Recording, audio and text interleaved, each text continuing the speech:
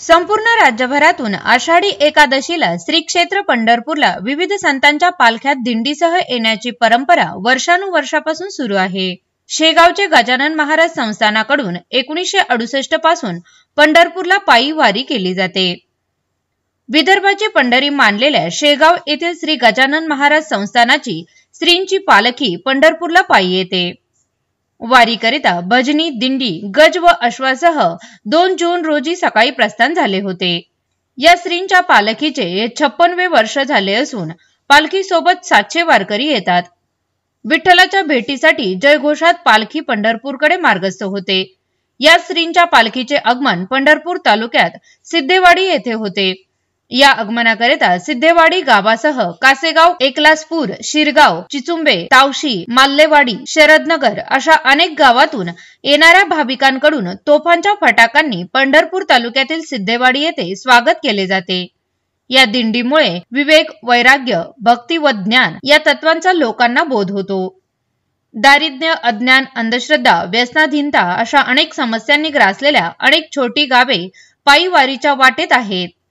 श्री क्षेत्र पंढरपूर पर्यंत 725 किलोमीटर आणि श्री क्षेत्र पंढरपूर ते शेगाव पर्यंत परतीचा प्रवास हा 550 किलोमीटर आहे।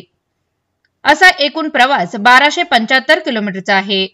श्रींच्या पालखीचे विशेष महत्त्व म्हणजे पंढरपुरात देखील विदर्भातील श्री संत गजानन महाराजांच्या पालखीच्या शिस्त, स्वच्छता आणि वारकऱ्यांबद्दल एक विशेष स्थान आहे। जय हरी, रामकृष्ण हरी।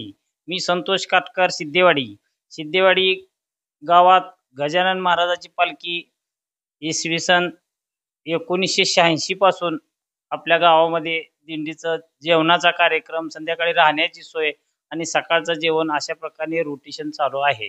तरी होतं काही कारणास्तव 1992 सालापासून सकाळच्या जेवणाची तयारी चालू झाली। तिथून पुढे पुन्हा काही 2000 सालापासून सकाळी नाश्त्याचा कार्यक्रम होतो।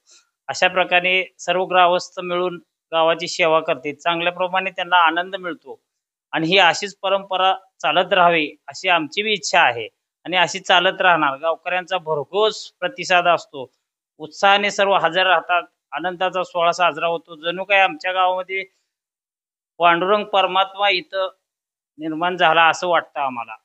असा आनंद सोहळा आमच्या गावामध्ये चालत राहतो आणि हे असंच चालत राहावं एवढीच आमची ईश्वरचरणी प्रार्थना गजानन महाराजांच्या चरणी ठेवतो।